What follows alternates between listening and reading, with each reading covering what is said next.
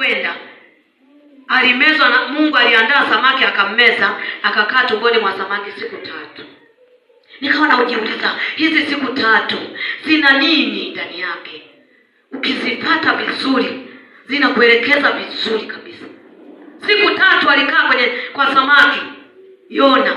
Baada ya kutoka pale, kiburi chote sijui nini chote ondoka, ujeuri wote toka, dharau zote toka. Baba, nimekubali, nakwenda, ninawe, nakwenda. Siku 3 tu kwenye samaki kakamle. Ndio maana hata huyu Sauli siku 3 alipokaa hali wala hanywi. Alikuwa amezoea kunywa chai ya maziwa, hanywi. Mchana ugali na kasamaki, hakuna. Jioni wali sijui na nini, hakuna.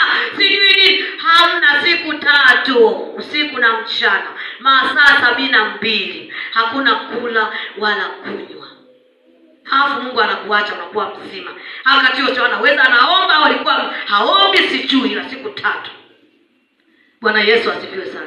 Nikasema hizi siku 3 zina nini? Ukisoma habari ya kitabu cha Esther, Wayahudi walipotaka kuangamizwa, wanaenda, Mordekai anaenda kwa mjomba wake Esther kwamba tusaidie, tutauawa, tunafanyaje? Ingia kwa mfalme, wewe mfalme ni mume wako, tunafanyaje? Wakazungumza Esther na mjomba wake. Baadaye Esther akasema kwamba cha kufanya ili madhabahu hiyo ivunjwe tusiuawe ni kufunga siku 3 bila kula wala kunywa. Anawaambia mjomba, nenda kawaambie Wayahudi wote